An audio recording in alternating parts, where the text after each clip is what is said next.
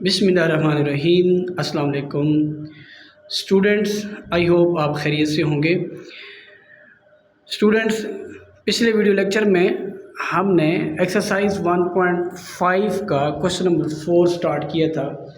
उसमें हमने पहला पार्ट किया था जिसमें हमारे पास Z1 और Z2 की वैल्यू गिवन है, और फर्स्ट पार्ट में हमने किया था कि इनको आपस में ऐड करना था। सेकंड पार्ट जो है वो सब्ट्रैक्शन है। तो फर्स्ट पार्ट मैंने करवा दिया था, सेकंड पार्ट आप खुद कर लेंगे। आइए हम पार्ट नंबर 3 से स्टार्ट करते हैं। इसमें Z1 और Z2 जो है ये आपस में मल्टीप्लाई हो रहे हैं। जी बेटा, पार्ट नंबर 3 में हमारे पास है Z1 Z2, इसकी वैल्यू गिवन है और हमने फाइंड करना है Z1 डॉट Z2, इसका यानी प्रोडक्ट मालूम करना है। तो सबसे पहले हम प्रोडक्ट फार्मूला देख लेते हैं जो हमारे पास बुक में दिया हुआ है।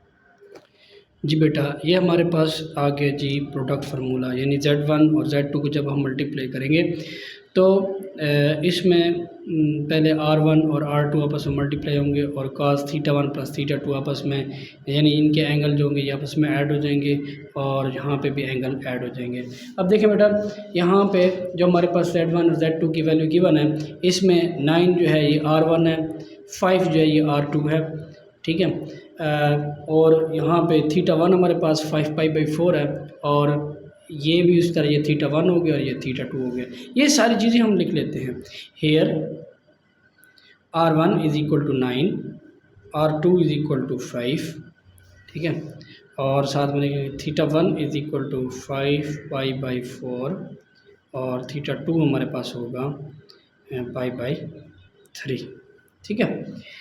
अब ये सारी वैल्यूज़ जो है हम इस फार्मूला में पुट करते हैं, तो ये आ जाएगा हमारे पास Z1 dot Z2 is equal to, बेशक आप इस तरह करें कि एक बार जो है इनको आपस में इस तरह लिख लें कि 9 into cos 5π/4 plus iota sine 5π/4 dot 5 into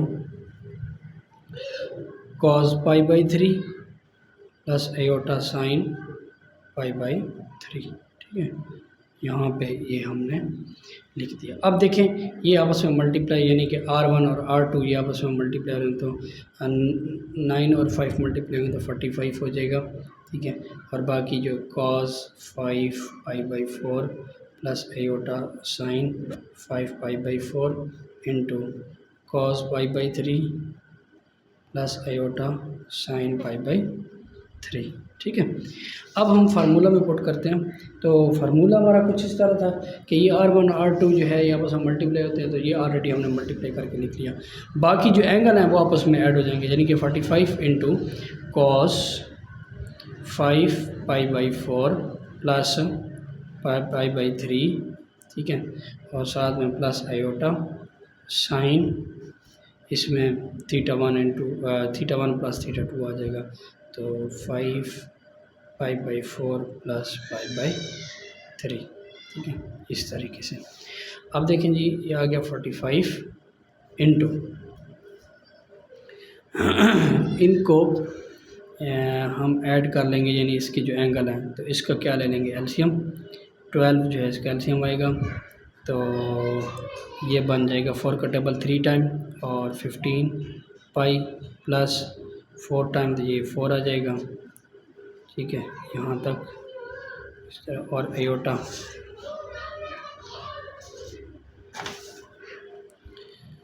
iota sine, इसका भी इसी तरह से हम लेंगे, 12 आएगा, यहाँ पे 15 पाई प्लस 4 पाई, ठीक है। ये हमारे पास आ जाएगी जी 45 इंटू कॉस 15 और 4 जो है ये 19 π/12 प्लस आयोटा साइन 19 π/12 आ जाएगा, ठीक है। क्लियर है बेटा? जी बेटा, ये हमारा फाइनल आंसर आ गया। अब देखते हैं हमारे पास जो पार्ट 4 दिया हुआ है, इसका पार्ट 4, इसमें हमने डिवीज़न यानी Z1 ओवर Z2 ये हमने फाइंड करना है। तो सबसे पहले हम डिवीज़न फार्मूला देख लेते हैं। डिवीज़न फार्मूला, ठीक है,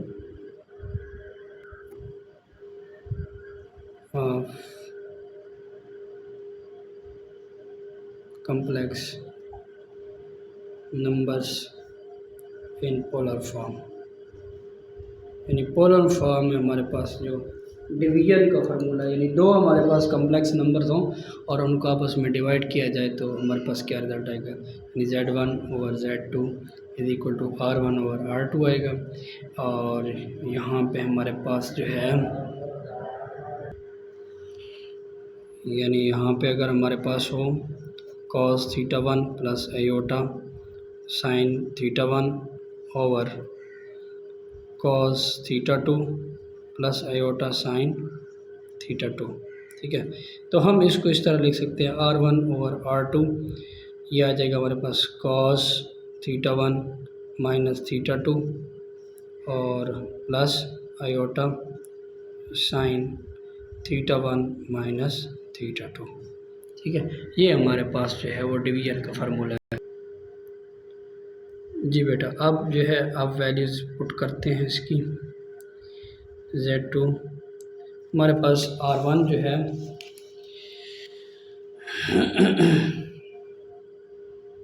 वो है 9 ओवर 5 और यह आ जाएगा cos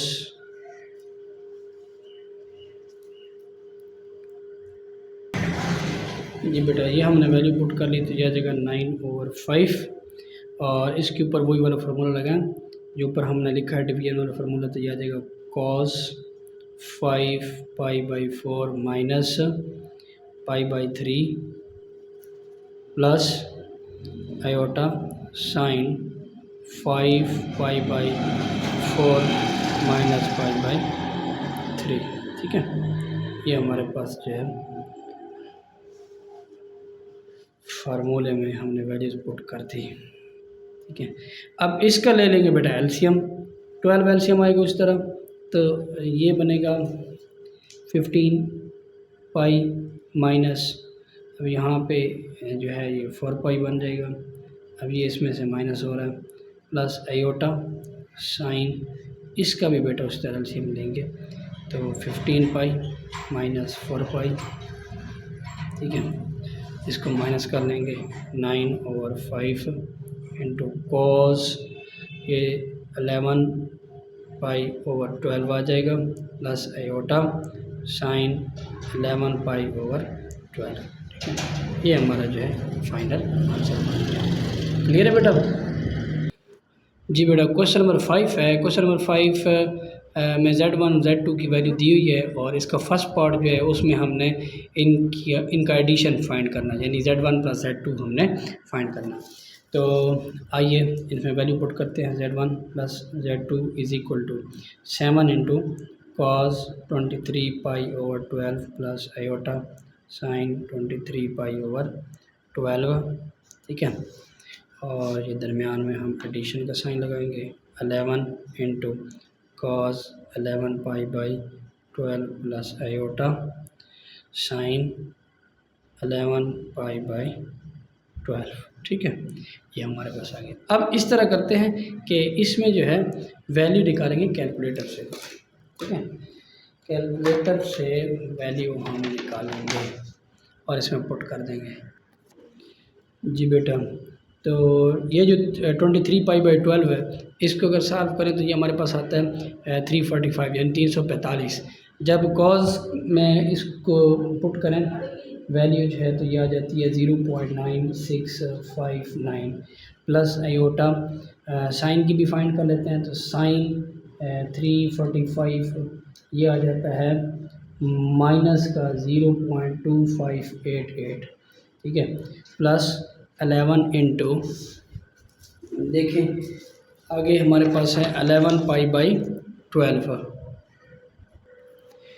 जी बेटा, ये जो हमारे पास है cos 11π/12, तो जब इसको सॉल्व करते हैं तो ये आ जाता है 165।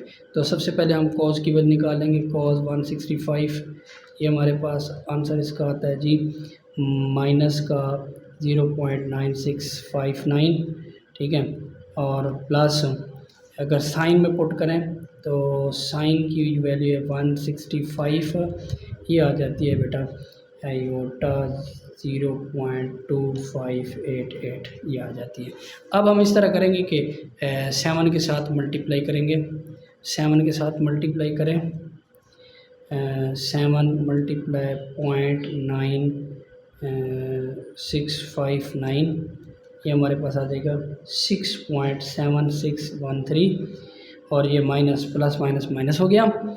और 7 को मल्टीप्लाई करें 0.2588, ये हमारे पास आ जाता है 1.8116, साथ में आयोटा भी आएगा ये वैल्यू। और प्लस 11, इसको मल्टीप्लाई करें 11 को, 11 मल्टीप्लाई 0.9659, ये हमारे पास आ जाता है 10.6249, ये आएगा भी माइनस का, तो अंदर इसके साथ ये माइनस होगी। और प्लस आयोटा, और 11 को मल्टीप्लाई करें, 11 मल्टीप्लाई 0.2588, ठीक है। ये हमारे पास आ गया 2.8468, ये हमारे पास आंसर इसका। अब इस तरह है कि इनको आपस में सॉल्व करेंगे, यानी कि हमारे पास आया हम 6.7613, माइनस करेंगे क्योंकि इसके साथ माइनस है 10.6249, ये हमारे पास आंसर आ गया जी -3.8636, ठीक है। और आगे जो है माइनस का नेक्स्ट जो है आयोटा वाला, उसको सॉल्व करते हैं। 2.6468 माइनस 1.8116, ये हमारे पास आ गया जी प्लस का आयोटा 0.8352, ये हमारे पास जो है फाइनल आंसर आया, ठीक है। ये कैलकुलेशन बेटा आपने खुद करनी है, तो आई होप आपको अच्छे से समझ आई होगी, ठीक है। बाकी पार्ट्स जो है इसके आपने ख़ुद से कर लेने हैं, क्योंकि आगे एक माइनस वाला क्वेश्चन है, ये देखें Z1 माइनस Z2, ये फाइंड करना है, फिर मल्टीप्लिकेशन है और डिवीज़न है उसी तरह, ठीक है। ये सिंपल क्वेश्चन है।